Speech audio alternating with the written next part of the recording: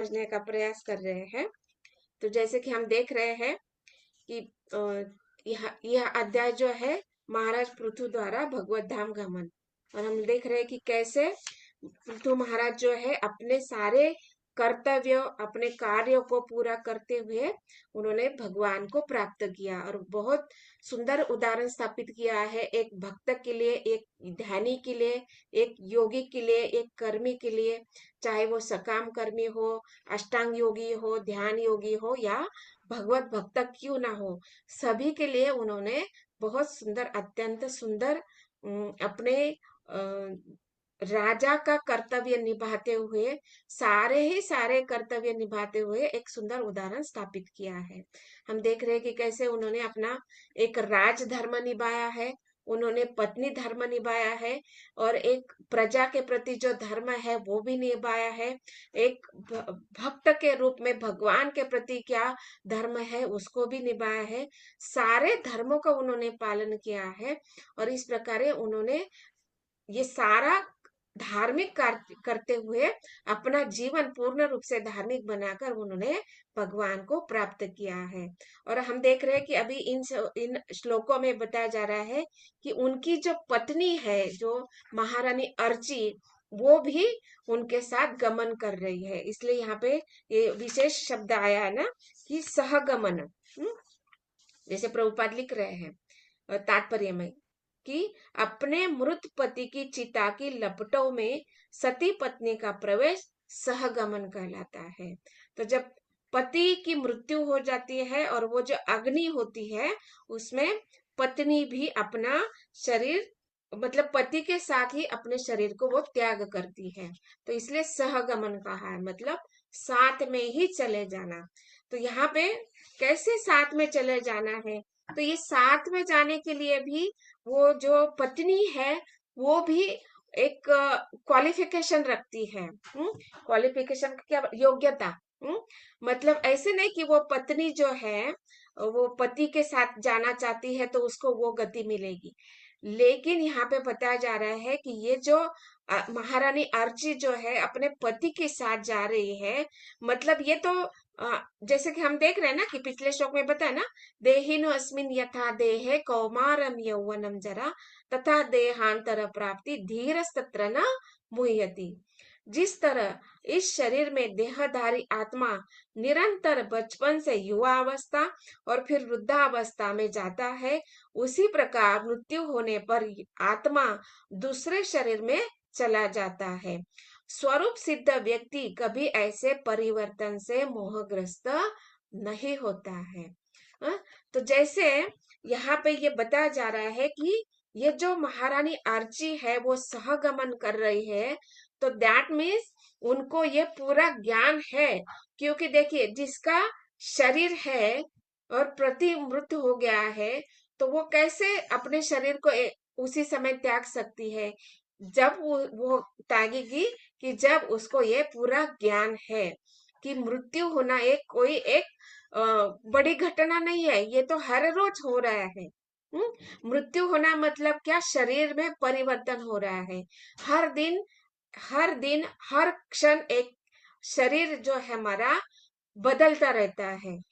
जैसे हम देखते हैं कि हम युवा अवस्था में कैसे थे, अब कैसे हैं, अपने बचपन में कैसे थे, जन्म के समय में कैसे थे।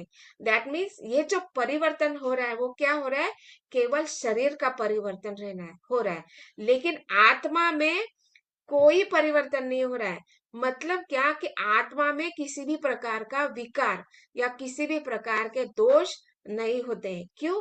क्योंकि हम सब जानते हैं कि जैसे आत्मा जो है भगवान का एक अंश स्वरूप है, और भगवान का स्वरूप है सच्चिद आनंद, उसी भी प्रकार आत्मा का स्वरूप भी सच्चिद आनंद है।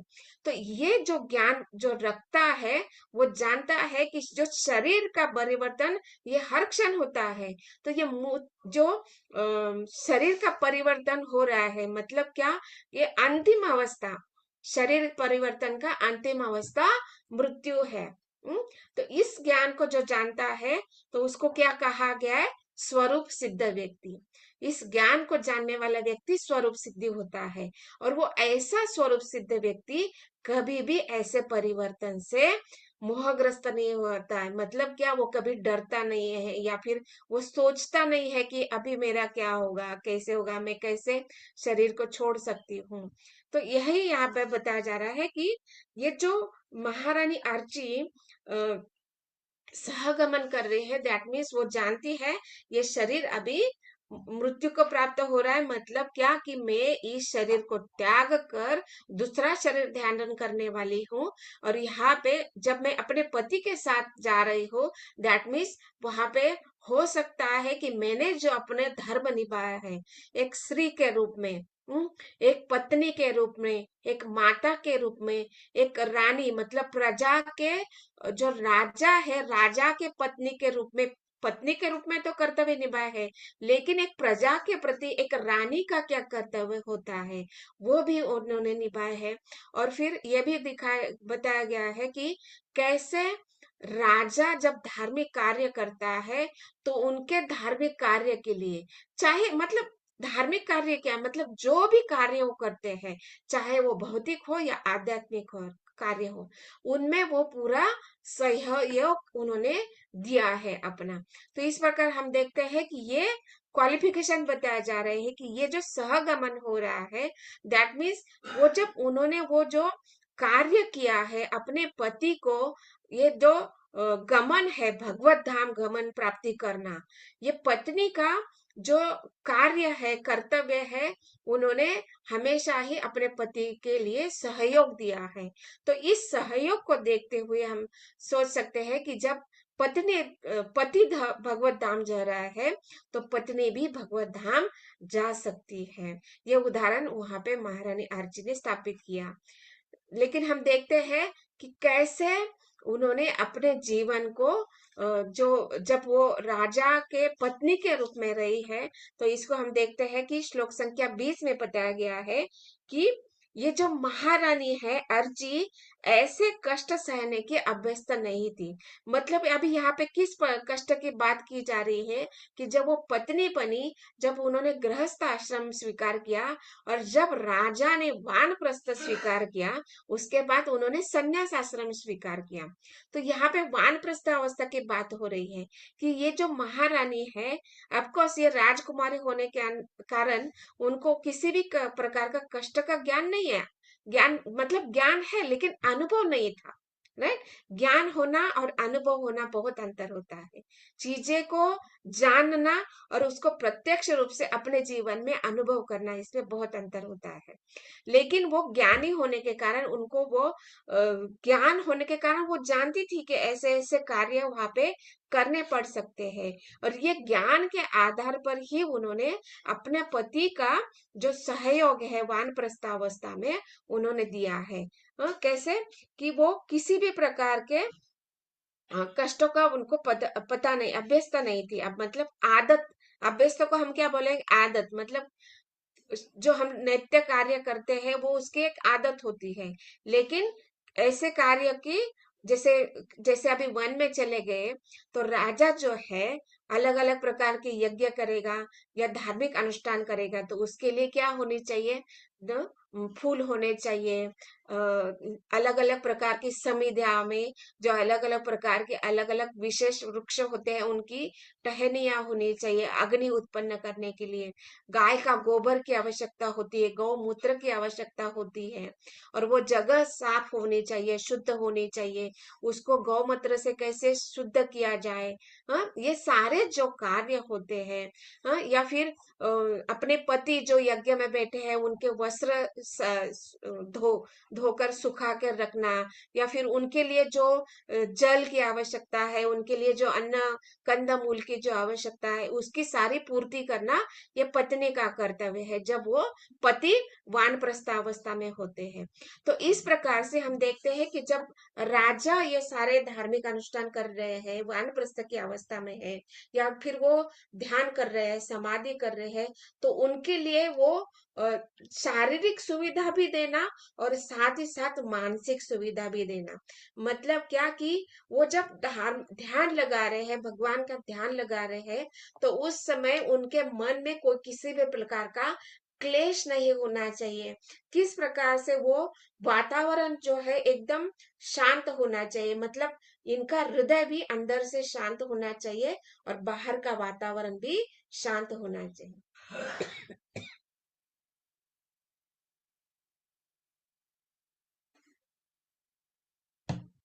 तो इस प्रकार से जब पत्नी पति के कार्य में सहयोग करती है, तो वो जो मानसिक शांति है ना, उसके लिए अलग से प्रयास करने की आवश्यकता नहीं होती है। तो जब पति धार्मिक कार्य करता है और उसको पत्नी सहयोग करती है, तो ये मानसिक शांति, इंद्रिय नियंत्रण अपने आप आ जाता है। उसके लिए अलग से प्रयास करने की आवश्यकता नहीं होती है। इसलिए यहाँ पे बताया जाता है कि ये जो पत्नी मतलब महारानी अर्ची है, अपने पति का उन्होंने पूर्ण रूप से सहयोग किया है। जैसे यहाँ पे भी बताया ना कि वह भूमि पे शयन करती थी, फल फूल पत्तियां खाती थी। हाँ? चूंकि वे इन कार्यों के लिए उपयुक्त न थी, अतः वे अत्यंत दुर्बल हो गई है। अभी देखिए, एक महारानी जो राजमहल में रहने वाली है, हमेशा ही उसके लिए हमेशा ही मतलब जूता भी पहनना है तो उसको जूता ढूंढने की आवश्यकता नहीं है। द्वासिया जो होती है वो जूता लेकर उनके पास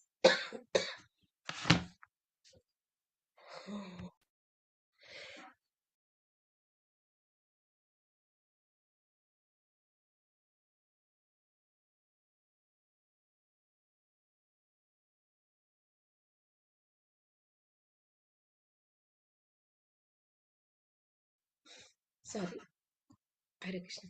तो हम देखते हैं कि ये जो राजमहल में रहने वाली जो महारानियां होती है, उनको ये आदत नहीं होती है ये सारे कार्य की। मतलब आप सोचिए कि एक महारानी जो महल में रहने वाली है, उसको एक जूता चाहिए तो उसके लिए दो दो तीन तीन रानी, मतलब हम सोच सकते हैं कि वो जो दासियां जो होती है, वो तुरंत उनको जूता चाहिए तो वो लेकर दौड़ती है उनकी ओर जूता पहनाने के लिए। हम्म। तो ऐसी महारानी जब वो वन में जाएगी तो कैसे वो भूमि पे शयन कर सकती है?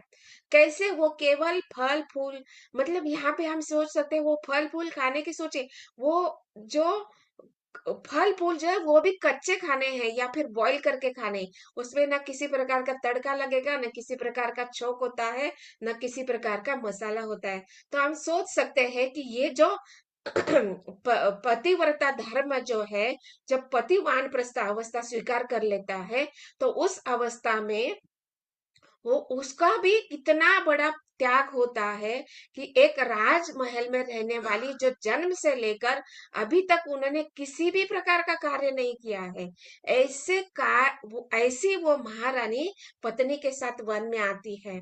तो मतलब ये कितना बड़ा वैराग्य का उन्होंने भी उदाहरण स्थापित किया है। जिस प्रकार महाराज ने उदाहरण स्थापित किया पृथु महाराज ने, उसी प्रकार महारानी अर्ची ने भी उन्होंने वो उदाहरण स्थापित किया है कि कैसे अपने पति के साथ सहगमन, मतलब केवल मृत्यु के समय नहीं, ये पूरा जो लाइफ है, पूरा जो आयुष्य है, उसको भी हमेशा सहगमन के रूप में, मतलब सहचारिणी के रूप में, समान धर्म के रूप में। समान धर्म मतलब पति क्या सोच रहा है, अभी पति आगे क्या कार्य करने वाला है, या पति के मन में अभी कौन सा कार्य, क्या विचार चल रहा है, इसको समझने वाली जो पत्नी होती है उसको समान धर्म कहता है। और वो जो पत्नी है, वो सोचती है कि अभी इन धार्मिक कार्यों के लिए अभी मेरा क्या सहयोग होना चाहिए, मुझे क्या कर्तव्य करना चाहिए, उसको भी वो समझती है। मतलब वो अपने पति के मन में क्या विचार चल रहा है, वो अपने पति अभी क्या करने वाले हैं, आगा उनका क्या किस प्रकार का कार्य रहेगा, इसको वो अच्छी तरह से समझती है और उसके लिए क्या सुविधा, क्या आवश्यकता है, उसके लिए वो पूरा कर्तव्य को निभाती है। तो इसलिए जब हम देखते हैं कि जब ऐसे पति पत्नी अपना एक दूसरे के लिए सहयोग देते हैं, तो वो जो धार्मिक कार्य होते हैं, चाहे जो भी हो, मतलब अनुष्ठान, मतलब सकाम कर्म हो गया, ध्यान योग हो गया, या फिर ज्ञान योग है, अष्टांग योग है, ये सारे भक्ति योग है, भक्ति योग के जो भी अंग है, उसमें वो सारे कार्य कर रहे हैं। तो जब पति पत्नी दोनों एक तालमेल बिठा लेते हैं कि अभी ये कार्य करना है, तो फिर पति के साथ में जो पत्नी का जो ये जो बैलेंस होता है, वो जब करती है, तो बताया जाता है कि जैसे हम लोगों ने देखा करदम मुनि के प्रसंग में वहां पे स्वयं भगवान कपिल भी बोलते हैं, और जो महायोगी करदम मुनि है, वो भी अपने पत्नी को आशीर्वाद देते हैं कि क्या, कि मैंने ये जो धार्मिक कर्तव्य किए हैं, या जो भी मुझे आशीर्वाद भगवान से प्राप्त हुए हैं, उसके आधे मतलब पूर्ण रूप से यहाँ पे बताया जा रहा है कि इसका जो फल है आपको मिलेगा। हाँ? मतलब चाहे आधा हो या पूर्ण रूप में क्यों ना हो, उसका फल आपको भी मिलने वाला है। तो यहाँ पे क्यों ये पत्नी को ये फल प्रदान क्यों किया जा रहा है, क्योंकि धार्मिक अनुष्ठान करने के लिए वो पूर्ण रूप से सहयोग दे रही है। वो पत्नी अपने बारे में नहीं सोच रही है कि मैं कैसे जमीन पर सोऊंगी, मैं कैसे फूल खाऊंगी, कैसे फल खाऊंगी, ये पानी, मतलब अभी देखते हैं हम लोग पानी पीने की बात भी आती है, तो हम लोगों को बिस्लरी ही चाहिए। घर से चार बाहर निकलते हैं तो हम बिस्लरी पानी ही पियेंगे, बाहर का किसी भी प्रकार का पानी नहीं पियेंगे। तो सोचिए, ये जो महारानी है, जो जन्म से लेकर राजा के संरक्षण में, मतलब अपने पिता के संरक्षण में रही, बाद में पति के संरक्षण में रही है, तो फिर वो कैसे बाहर का कार्य, ये सारे जो कार्य है, कैसे स्वीकार कर सकती है। लेकिन यहाँ पे बताया जाता है कि ऐसी ही पत्नी, जो पति के कार्य में सहयोग देती है, उसको ही धार्मिक पत्नी के रूप में कहा गया है। जैसे हम लोग देखते हैं ना, पत्नी को एक नाम दिया जाता है, क्या, धर्म पत्नी। तो धर्म पत्नी का अर्थ ये होता है कि जो भी धर्म मतलब जो भी धार्मिक कार्य पति करता है, उसमें जब पत्नी सहयोग करती है, तो वो धर्म पत्नी कहलाती है। और इसके आधार पर जब पति एक योग्य स्थान प्राप्त कर लेता है, जैसे यहाँ पे पृथु महाराज जो है, उन्होंने भगवत धाम प्राप्त किया है, तो इसके कारण महारानी अर्ची भी वही स्थान प्राप्त करेगी, वही भगवत धाम जाएगी। हाँ, तो इसलिए यहाँ पे धर्म पत्नी को कहा गया है कि ये जो महारानी अर्ची है, वो धर्म पत्नी के रूप में उन्होंने कार्य किया। और इसी श्लोक संख्या 20 के तात्पर्य में पहले ही लाइन के पहले ही शब्द में बोल रहे, क्या, भरतुर व्रत धर्म निष्ठया। मतलब ये भरतुर, भरतुर मतलब पति, और व्रत, व्रत मतलब उन्होंने क्या व्रत धारण किया है, पति ने क्या व्रत धारण किया है। मतलब अभी समझे, अपने पति ने सकाम कर्म मतलब यज्ञ अनुष्ठान करने के लिए सोच लिया है। तो उसके अनुसार वो पत्नी का क्या कर्तव्य होना चाहिए, उसको उन्होंने समझ लिया है। यदि पति ज्ञान योग को उन्होंने स्वीकार किया है, तो ज्ञान योग के लिए क्या सुविधा होनी चाहिए, क्या कार्य होने चाहिए, उसको भी उन्होंने समझ लिया। योगी के योग मार्ग अगर स्वीकार किया है, तो अष्टांग योग में या हठ योग में क्या मार्ग, क्या कार्य होना चाहिए पत्नी के, उसको समझ लिया है। इसलिए यहाँ पे एक शब्द विशिष्ट बताया गया है, भर्तुर व्रत धर्म निष्ठया। हाँ? मतलब उस धर्म के प्रति उसकी स्वयं की भी निष्ठा होनी चाहिए, और पति ने जो भी धर्म स्वीकार किया, मतलब ये सारे जो धार्मिक अनुष्ठान स्वीकार किए हैं, या जो धर्म के जो अलग अलग मार्ग को स्वीकार किया है, उसके प्रति भी उसकी निष्ठा होनी चाहिए, और उस निष्ठा के अनुसार उसका कार्य होना चाहिए। इसके लिए बताया गया है, प्रभुपाद जी लिख रहे हैं कि स्त्री का धर्म है कि सभी परिस्थितियों में पति की सेवा करे। मतलब क्या, कि सभी परिस्थिति में, अभी सोचिए, सभी बहुत इंपॉर्टेंट है, तो भले ही पति अधार्मिक क्यों ना हो, तब भी पत्नी को अपने पति के प्रति सहयोग देना आवश्यक है। हाँ? और हम देखते हैं कि कितने सारे उदाहरण है हमारे शास्त्र में दिए गए हैं। जैसे हम देखते हैं, रावण की पत्नी, कौन है रावण की पत्नी, किसको याद है? मंदोदरी। मंदोदरी। मंदोदरी। ये हम देखते हैं कि उसको पता है कि अपने पति ने एक किसी स्त्री का हरण किया है, तब भी उन्होंने, मंदोदरी ने रावण का सहयोग हमेशा दिया है, कभी भी उनको छोड़कर चली नहीं गई है, या कभी भले ही वो दुखी है लेकिन वो हमेशा ही सही मार्गदर्शन करती रही है। तो इसलिए हम देखते हैं कि शास्त्र हमें सिखाता है, भले ही पत्नी अधर्मी क्यों ना हो, लेकिन पत्नी का कर्तव्य है कि वो कभी भी उसका साथ नहीं छोड़े। और हम लोग देखते हैं कंस की पत्नी है, हिरण्यकशिपु की पत्नी है, हिरण्यक्ष की पत्नी है, तो उन्होंने कभी भी ऐसा ये नहीं सोचा कि ये सारे राक्षस है या आसुरी है या फिर ये धर्म के विरुद्ध कार्य कर रहे हैं तो हम उनको छोड़ के चले जाए। नहीं, ये शास्त्र हमें सिखा रहा है क्या, कि एक स्त्री का धर्म है कि सभी परिस्थितियों में पति की सेवा करे। तो इसलिए हम देखते हैं कि जब भी किसी भी परिस्थिति में क्यों ना हो, तब भी वो अपने कर्तव्य के उसको समझना चाहिए, उसको अपने पति के प्रति क्या कार्य है, चाहे पति धार्मिक हो या अधार्मिक क्यों ना हो, उसको हमेशा ही उसका सेवा करना चाहिए। और इसलिए जैसे बताया गया कि फिर जो अगर पति धार्मिक है तो फिर पति का क्या आचरण होना चाहिए, ये प्रभुपाद इस 20वें श्लोक के तात्पर्य में बता रहे हैं कि कैसे पहले विवाह से पहले पिता के संरक्षण में होना चाहिए, विवाह के बाद पति के संरक्षण में, और जब पति संन्यास आश्रम ग्रहण करता है तो उसको पुनः लौट कर अपने पुत्र के संरक्षण में रहना चाहिए। और ये सारा क्या हो रहा है, ये शिक्षा जो है ये क्या है, उसको अपने माता पिता के घर में दिया जाता था। यहाँ पे बताया गया ना, प्रभुपा जी इस तात्पर्य में बता रहे हैं कि स्त्री को भी माता पिता द्वारा शिक्षा दी जाती है कि वह पतिव्रता पत्नी बने।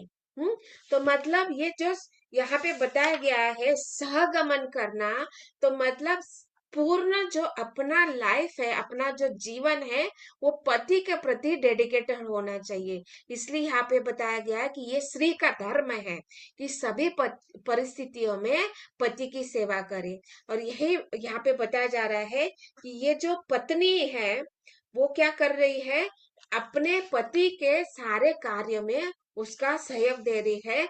और इसको कैसे पता चलता है, तो ये माता पिता उसको शिक्षा देते हैं।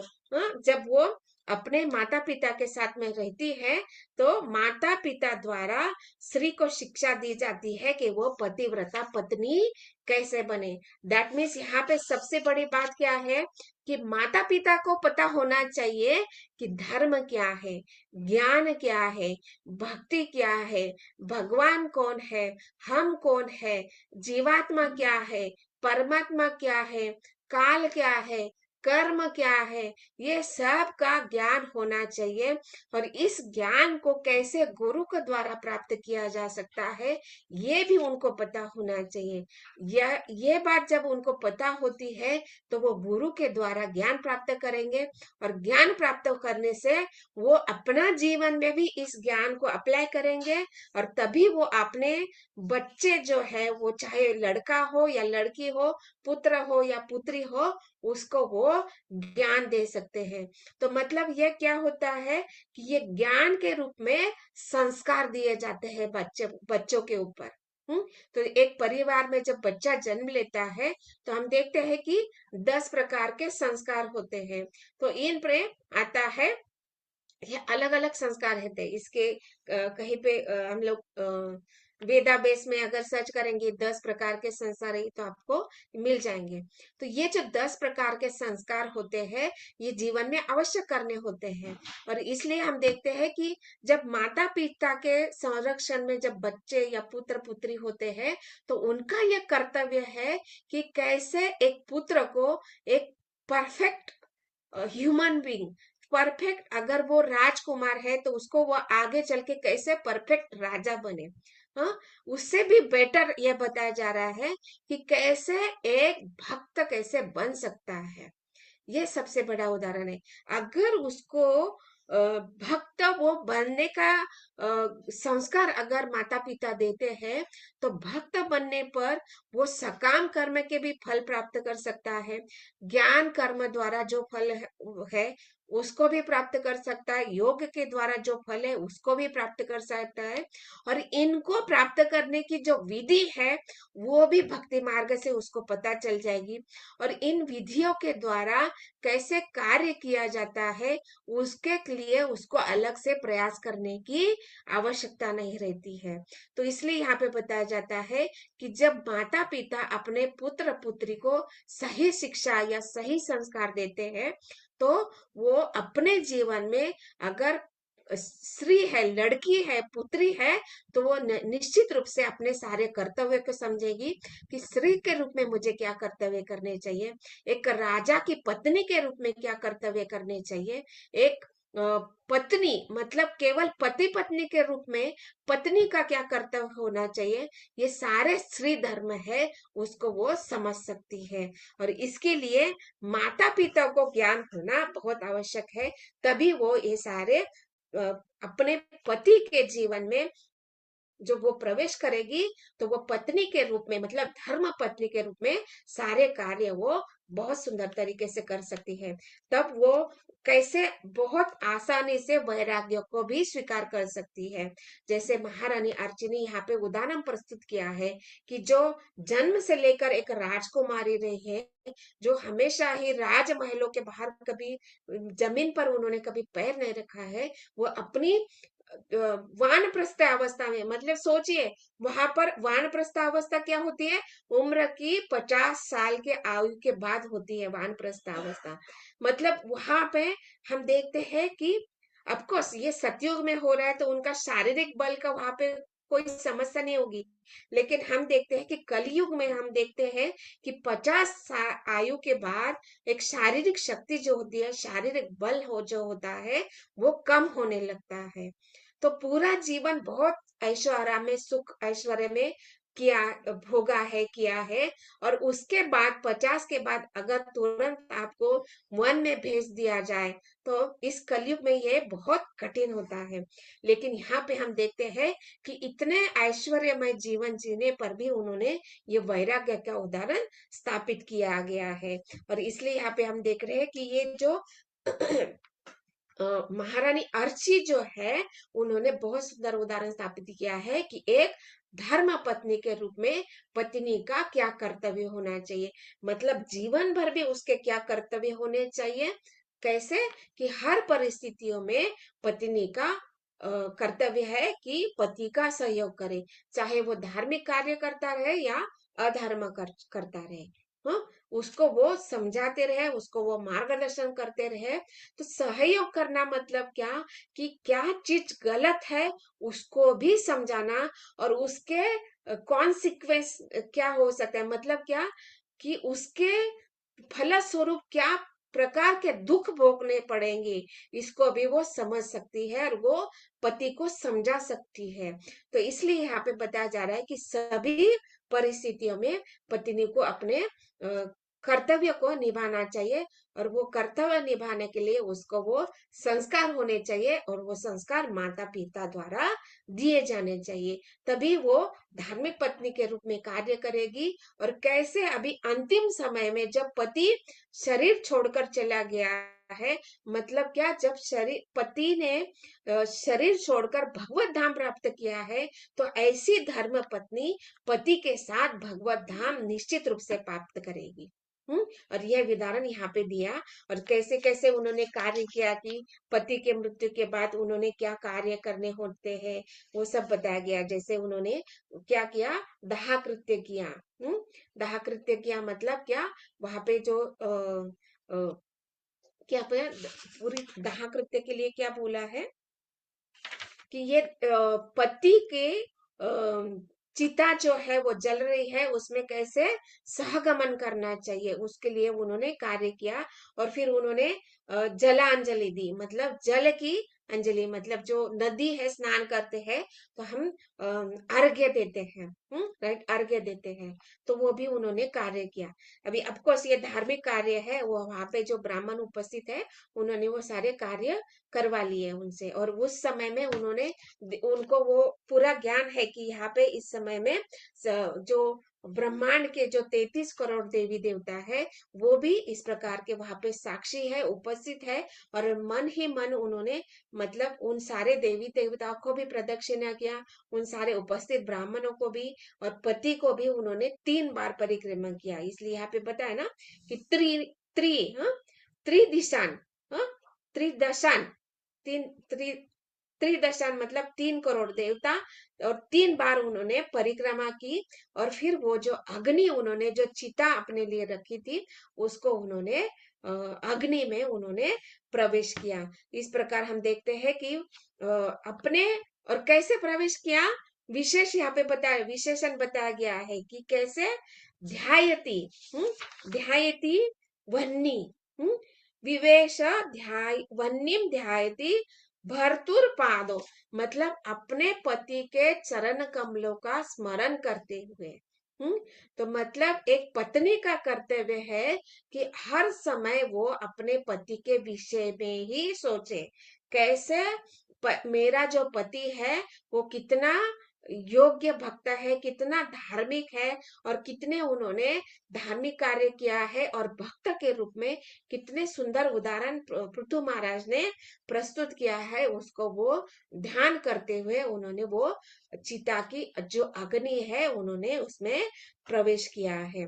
तो इस प्रकार यहाँ पे ये बताया जा रहा है कि ये पति का सहगमन बहुत विशेष रूप से बताया गया है। लेकिन प्रभुपाद जी यहाँ पे बताया गया है कि ये जो सहगमन ये क्या है, ये वैदिक सभ्यता है। ये वैदिक सभ्यता है। लेकिन अंग्रेजों ने जब भारत पर राज्य किया तो उस समय में ये क्या हो रहा था कि ये जो सभ्यता जो है इसको जबरदस्ती पालन करना पड़ने लगा। हाँ, कि जब एक स्त्री है कि वो अपने पति के चिता में प्रवेश कर सकती करती थी।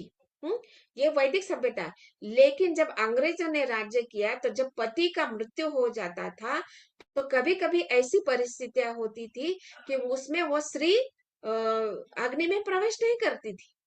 क्यों? क्योंकि यहाँ पे बहुत सारे अनेक अनेक कारण हो सकते हैं।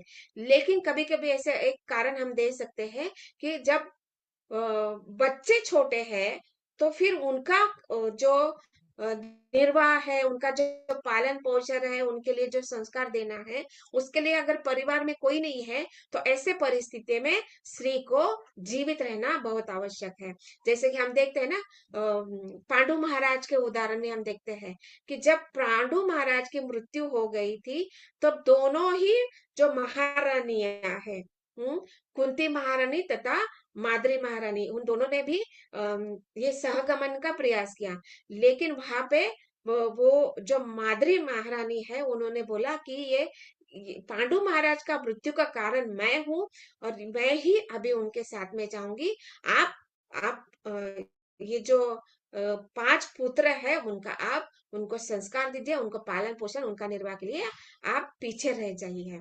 तो इस प्रकार हम देखते हैं कि जब बच्चे छोटे होते हैं तो वो स्त्री सहगमन नहीं कर सकती है। लेकिन यहाँ पे अंग्रेजों के समान समय में क्या हो गया कि जबरदस्ती यह कार्य होने लगा। और फिर यहाँ पे जो गवर्नमेंट है, ये जो भारत सरकार है, उन्होंने देखा कि ये इसके ऊपर कुछ कार्य करना चाहिए। तो फिर उन्होंने यहाँ पे कानून बना दिया कि कोई भी स्त्री अभी सहगमन नहीं कर सकती है। और इस प्रकार यहाँ पे प्रभुपाद अपना अनुभव बता रहे हैं कि जब उन्होंने ऐसा ये सहगमन है उन्होंने अपने जीवन में भी देखा है, और वो उन्होंने वहां पे समय भी दिया है कि 1940 में उन्होंने ये सहगमन होते हुए देखा है। तो इस प्रकार यहाँ पे बताया जाता है कि पत्नी को अपने पति के लिए सहगमन होना एक वैदिक सभ्यता है। लेकिन इसका जब दुरुपयोग होने लगा तो ये सब कार्य भारत सरकार द्वारा रोक दिए गए हैं। लेकिन यहाँ पे सहगमन का अर्थ यह नहीं है कि पति का मृत्यु के समय अग्नि में प्रवेश करके उनके साथ चले जाना। सहगमन का अर्थ है कि जब पति और पत्नी दोनों साथ में है तो वो जो पति जो है जिस भी कार्य कर रहा है, जो भी कार्य है, जो भी परिस्थिति है, उसको हर समय अपना सहयोग देना, अपने स्त्री धर्म को निभाना, अपने पत्नी धर्म को निभाना, अपने माता के रूप में धर्म को निभाना। और जो भी अलग धर्म है, जैसे रानी है तो वो प्रजा के प्रति उसका क्या धर्म है, और अगर पति उनका गुरु है तो गुरु की पत्नी के रूप में क्या कार्य होते हैं, उसको समझकर उसके अनुसार कार्य करना को ही सहगमन कहा जाता है। केवल ऐसा नहीं कि वो स्त्री जो पति की मृत्यु हो गया, अग्नि में प्रवेश किया तो वह सहगमन किया, ऐसे नहीं है। वो जब पति और पत्नी दोनों साथ में रहते हैं और दोनों मिलकर जो कर्तव्य को निभाते हैं, और अंतिम अवस्था में, मतलब चाहे दोनों का मृत्यु अलग अलग समय में क्यों ना हो, लेकिन दोनों ही धार्मिक रूप से करने के कारण वो भगवत धाम को प्राप्त कर सकते हैं। और यहाँ पे समझा रहे हैं कि प्रभुपाद ये सहगमन की प्रक्रिया जो है वैदिक है, लेकिन इसका जब गलत उपयोग होने लगा तो इसको जो भारत सरकार है उन्होंने इसके ऊपर कानून बना दिया है। लेकिन इसलिए अभी ये सहगमन की प्रक्रिया को रोक दिया गया है। लेकिन जब हम अपने जीवन में जीवन यापन कर रहे हैं भक्त के रूप में, तो हमें हमेशा ही अपने पति का सहयोग देना चाहिए, वो चाहे वो धार्मिक कार्य करे या अधर्म की ओर क्यों ना जाए। लेकिन उस समय में जिस प्रकार से मंदोदरी जो है, कंस की पत्नी जो है, वो हमेशा ही उनको समझाती थी, उनको बताती थी कि क्या ये कार्य गलत है और क्या नहीं करने चाहिए, इसको वो समझाती थी। उसी प्रकार हमें भी अपने जीवन में ये सहगमन को समझते हुए, जिस प्रकार महारानी अर्ची ने उदाहरण स्थापित किया है, उसको हमें अपने जीवन में समझना चाहिए। तो ग्रंथराज श्रीमद् भागवतम की जय, श्रील प्रभुपाद की जय। ओम तत्सत। हरे कृष्ण। किसी को कुछ प्रश्न है, पूछना है?